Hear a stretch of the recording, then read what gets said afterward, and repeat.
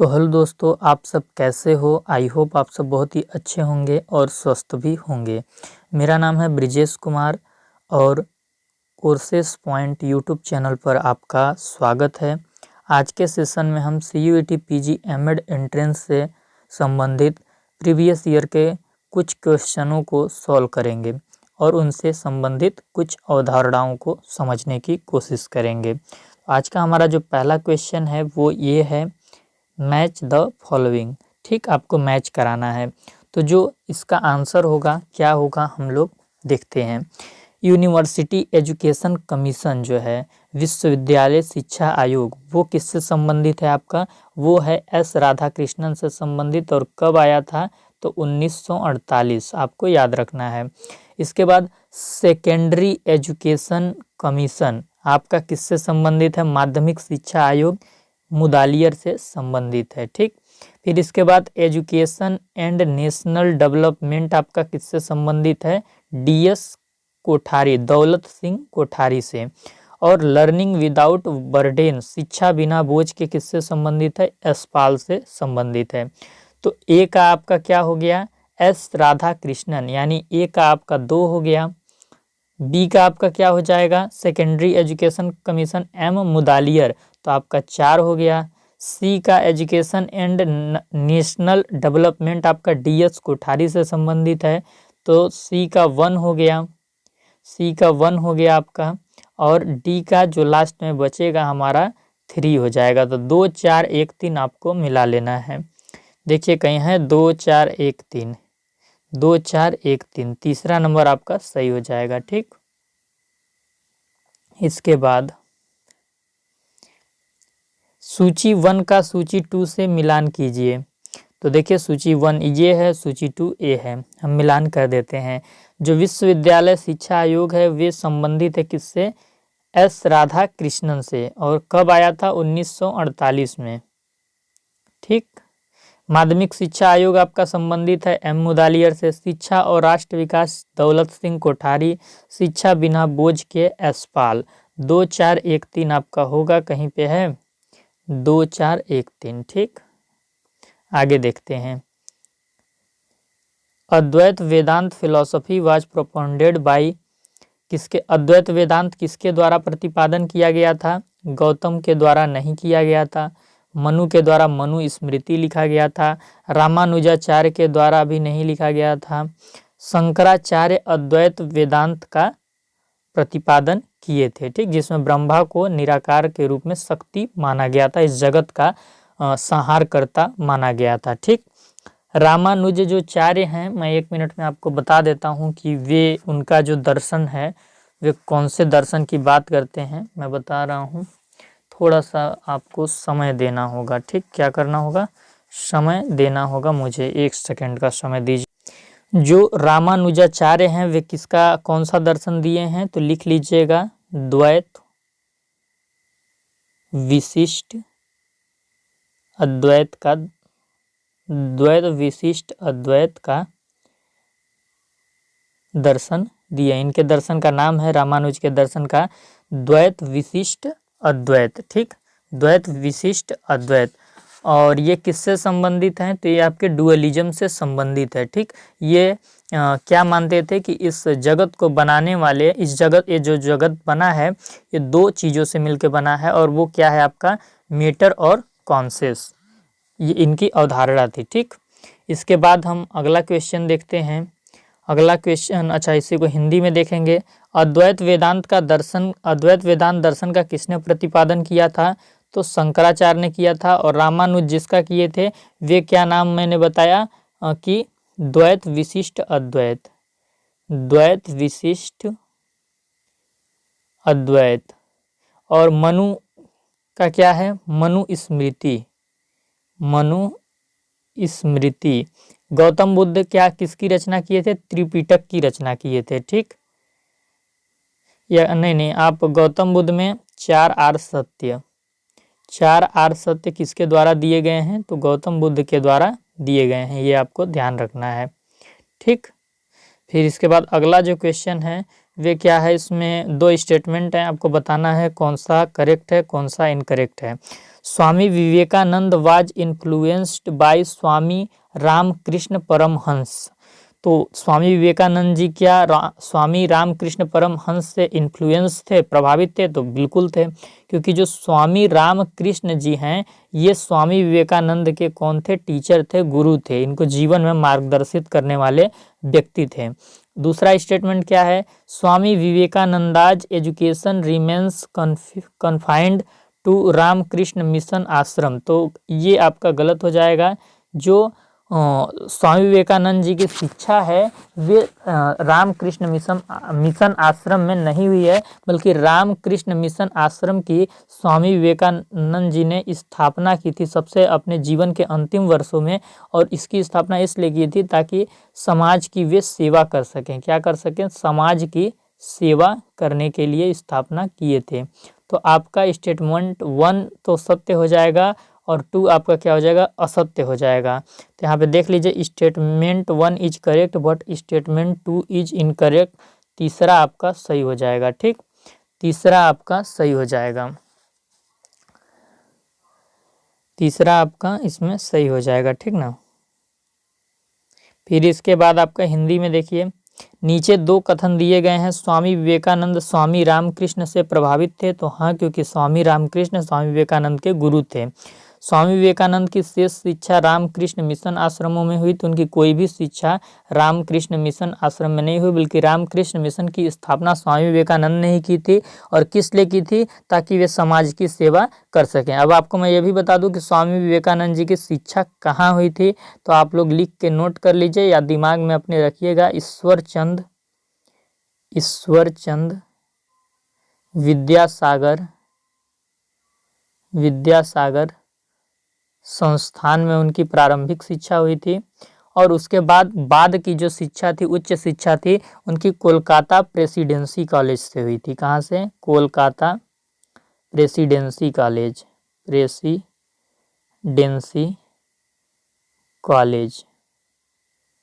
ये चीज़ आप ध्यान रखिएगा। तो इसमें आपका स्टेटमेंट 1 सत्य है, सेकंड आपका गलत है। तो कथन 1 सत्य है लेकिन कथन 2 असत्य है। तीसरा आपका सही हो जाएगा।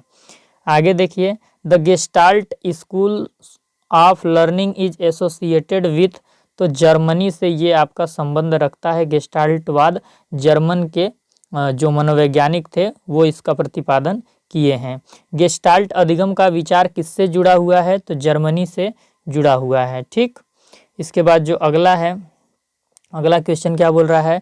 The 4 types of vocational educational institutions must be opened which trade school, junior vocational schools, senior vocational schools and technical college is the recommendation of. कौन से आयोग में 4 प्रकार के व्यवसायिक यानी वोकेशनल स्कूल्स के लिए रिकमेंड किया गया था? तो वुड एंड एबर्ट के रिपोर्ट 1937 में ये 4 प्रकार के वोकेशनल इंस्टीट्यूशंस के लिए रिकमेंड किया गया था। ठीक, तो ये आपका तीसरा नंबर वाला सही हो जाएगा।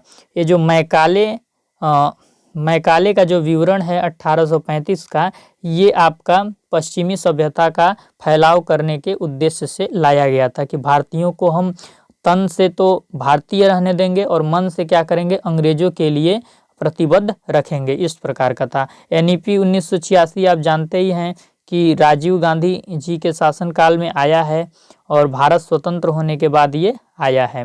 काठौरी कमीशन, दौलत सिंह काठौरी इसकी अध्यक्षता किए थे। ठीक, और तो आप इसका जो सही आंसर होगा वो तीसरा होगा। ठीक,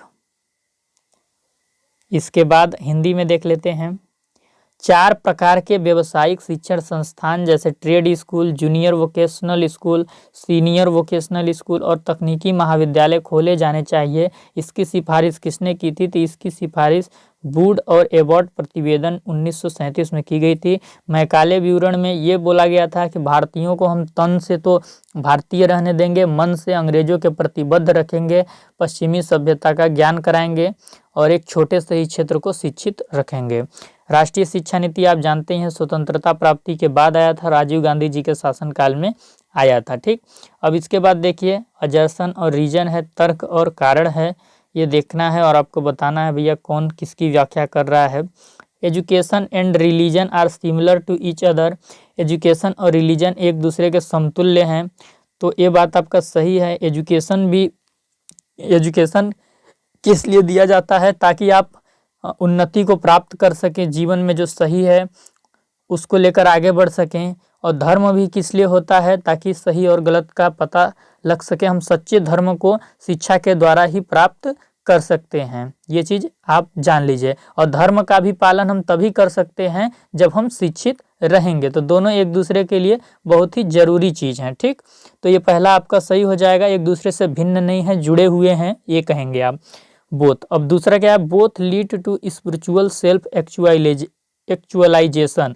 शिक्षा से भी आपको आत्मचिंतन की समझ होती है और धर्म से भी आपको आत्मचिंतन की समझ हो जाती है।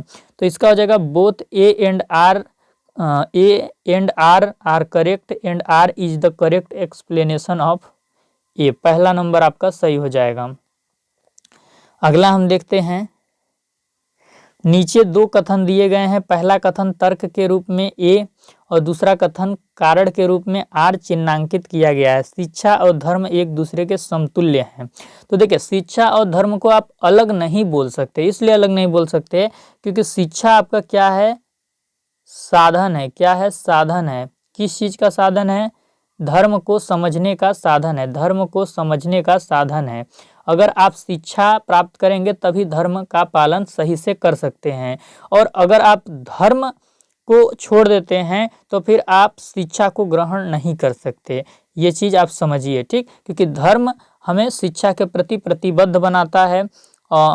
हम शिक्षा से ही सच्चे धर्म का पालन कर सकते हैं और धर्म से ही हम शिक्षा में अनुशासन बनाकर रह सकते हैं। तो दोनों एक दूसरे से क्या हैं, जुड़े हुए हैं। ठीक, एक साधन है और दूसरा साध्य है। इस प्रकार से आप कह सकते हैं, एक संज्ञा है, दूसरा क्रिया है।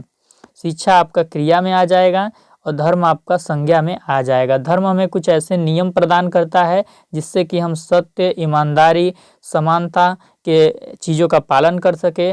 और इसका हमें कैसे पालन करना है, ये क्रिया हमको कहाँ सिखाई जाती है, शिक्षा के द्वारा सिखाई जाती है। तो शिक्षा लेकर ही हम सही मायने में धर्म को समझ सकते हैं और धर्म के द्वारा ही हम शिक्षा को ग्रहण करते हैं। ठीक, तो आप ये चीज़ समझिए।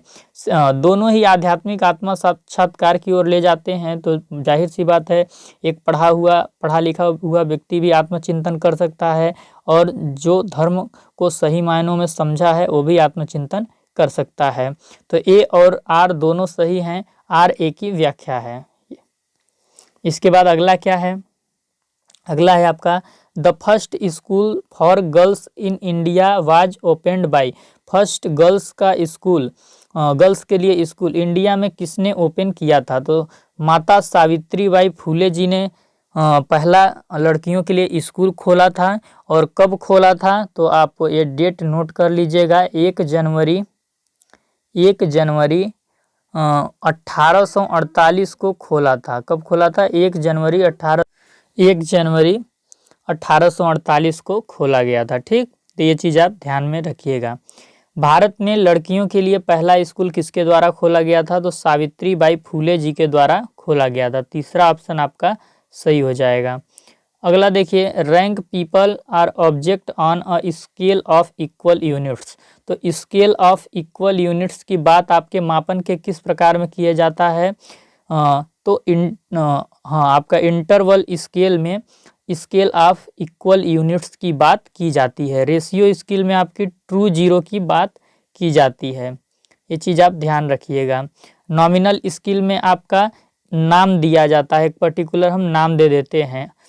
और ऑर्डिनल स्केल में आपका क्या होता है, आपका रैंक वाइज हम क्रम वाइज कर देते हैं। ये चीज़ आप ध्यान रखिएगा। तो इसका जो आंसर हो जाएगा वो इंटरवल स्केल आपका हो जाएगा। ठीक, फिर इसके बाद आपका वस्तुओं अथवा लोगों को बराबर इकाई के मापन पर श्रेणीबद्ध करता है। हिंदी में देख रहे हैं इसको। ठीक, तो आंतरिक मापनी आपका हो जाएगा। एक समान अंतर की बात आपका इसमें किया जाता है। इसके बाद आपका देखिए, अगला जो है आपका मैच है, मैच कराना है। नेशनल एजुकेशन पॉलिसी को लाने वाले कौन थे? के कस्तूरी रंगन थे। कौन थे? के कस्तूरी रंगन। और के कस्तूरी रंगन नेशनल एजुकेशन पॉलिसी को कब लाए थे? 29 जुलाई 2020 को, ये सब आप नोट कर लीजिएगा। के कस्तूरी रंगन जी क्या थे? एक नीति अंतरिक्ष वैज्ञानिक थे, नीति अंतरिक्ष वैज्ञानिक थे ये, और इन्होंने अपना रिपोर्ट 29 जुलाई 2020 को भारत सरकार को सबमिट कर दिया था। इनके साथ इसमें सहयोगी कौन कौन थे? तो आप ये भी चीज़ लिख लीजिए, मास्टर संतोष कुमार इसमें सहयोगी थे इस रिपोर्ट को तैयार करने में, मास्टर संतोष कुमार। एक लोग और थे, प्रोफेसर MK श्रीधर, ये लिख लीजिए, इधर मैं लिख दे रहा हूँ, professor MK Shridhar, professor MK Shridhar. तो ये चीज़ आपका NEP 2020 से याद रखिएगा, ठीक। फिर इसके बाद एजुकेशन एंड नेशनल डेवलपमेंट, शिक्षा और राष्ट्रीय विकास किससे संबंधित है? दौलत सिंह कोठारी से ही संबंधित है। रिव्यू कमेटी 1986 में किसके द्वारा किया गया था? 1986 जो नेशनल एजुकेशन पॉलिसी सेकेंड था, उसको रिव्यू किसने किया था? ए राममूर्ति के द्वारा किया गया था। और नेशनल नॉलेज कमीशन, राष्ट्रीय ज्ञान आयोग किसके द्वारा लाया गया था? सेम पित्रोदा के द्वारा लाया गया था। और किसके शासनकाल में लाया गया था? तो डॉक्टर मनमोहन सिंह के शासनकाल में लाया गया था, डॉक्टर मनमोहन सिंह। ये क्या थे भैया? हमारे देश के प्राइम मिनिस्टर थे। तो इन्होंने इस कार्यक्रम की अध्यक्षता की थी, डॉक्टर मनमोहन सिंह, जिन्हें अध्यक्षता की थी किसकी उपस्थिति में? सैम पित्रोदा की उपस्थिति में राष्ट्रीय ज्ञान आयोग की स्थापना उस दिन हुआ था। तो ये चीज़ आप ध्यान रखेंगे। तो हमारा ए का क्या हो जाएगा? के कस्तूरी रंगन 1, बी का हमारा दौलत सिंह कोठारी 2, रिव्यू कमेटी का हो जाएगा 4, और नेशनल नॉलेज कमीशन का हो जाएगा हमारा 3। 1 2 4 3 किसमें है? आप मिला लीजिए, 1 2 4 3, 1 2 4 3, 1 2 4 3 देखिए चौथे नंबर पे है, तो हमारा ये सही हो जाएगा। इसके बाद हिंदी में देख लीजिए, सूची 1 का सूची 2 से मिलान कीजिए। राष्ट्रीय शिक्षा नीति के कस्तूरी रंगन से संबंधित है। इन्होंने राष्ट्रीय शिक्षा नीति की जो रिपोर्ट है वो भारत सरकार को 29 जुलाई 2020 को सबमिट की, ये चीज़ आप ध्यान में रखेंगे। ये नीति अंतरिक्ष वैज्ञानिक थे, ये नीति अंतरिक्ष वैज्ञानिक थे, नीति अंतरिक्ष क्या थे? वैज्ञानिक थे। और इसमें इनका सहयोग जिन्होंने किया था वो कौन थे? मास्टर संतोष कुमार, मास्टर संतोष कुमार, और professor MK Shridhar, professor MK Shridhar. ये चीज़ आप लिख के नोट कर लीजिएगा, ये पूरा संबंधित है राष्ट्रीय शिक्षा नीति से। शिक्षा और राष्ट्रीय विकास दौलत सिंह कोठारी से संबंधित है। पुनरीक्षण समिति यानी कि पुनः निरीक्षण NEP 1986 का कौन किया था? तो ए राममूर्ति किए थे। राष्ट्रीय ज्ञान आयोग की स्थापना सैम पित्रोदा की उपस्थिति में डॉक्टर मनमोहन सिंह द्वारा किया गया था। तो आप समझ जाइए इसका क्या आंसर होगा? ए का 1, बी का 2, सी का 4 और डी का आपका 3। 1 2 4 3 यहाँ पे देखिए 1 2 4 3 आपका चौथे नंबर पे है, तो ये आपका सही हो जाएगा, ठीक। अगला है आपका the beautiful tree is written by, the beautiful tree किसके द्वारा लिखा गया था? तो धर्मपाल जी के द्वारा लिखा गया था। और धर्मपाल जी कैसे व्यक्ति थे? तो इनके बारे में कुछ डिटेल जान लीजिए आप। ये गांधीवादी व्यक्ति थे। कैसे व्यक्ति थे? गांधीवादी। गांधीवादी को इंग्लिश में हम क्या बोलेंगे? गांधीस्ट बोलेंगे, ठीक। ये गांधीवादी व्यक्ति थे, भाई गांधी जी से काफ़ी प्रभावित थे। भारत छोड़ो आंदोलन में शामिल थे ये। भारत छोड़ो आंदोलन एक मूवमेंट हुआ था हमारे देश में आज़ादी के लिए 1942 में, तो उसमें ये शामिल थे। भारत छोड़ो आंदोलन में क्या थे? शामिल थे, इन्वॉल्व थे ये, ठीक। ये चीज़ हम ध्यान रखेंगे। और इसके बाद ये पंचायत राज लेख भी लिखे थे, ये पंचायत राज लेख लिखे थे। और कब लिखे थे इस लेख को? वो 1962 में। एग्जाम में भाई यही क्वेश्चन बदल के पूछ देगा तो आप कैसे आंसर दीजिएगा, इसलिए मैं ये सब बताता हूँ फैक्ट। और इसके अलावा इन्होंने सविनय अवज्ञा पुस्तक लिखी थी, सविनय अवज्ञा पुस्तक लिखी थी। और एक पुस्तक लिखी थी भारतीय परंपरा, भारतीय परंपरा, भारतीय परंपरा, ये दोनों पुस्तक वो कब लिखे थे? 1971 में लिखे थे। कब लिखे थे? 1971 में लिखे थे। तो ये सारा चीज़ें आप याद रखेंगे किसके संदर्भ में? धर्मपाल जी के संदर्भ में। ठीक, तो आज का हमारा सेशन, हाँ इसको हिंदी में देख लेते हैं फिर ये सेशन समाप्त हो जाएगा। द ब्यूटीफुल ट्री किसके द्वारा लिखा गया है? धर्मपाल जी के द्वारा लिखा गया है।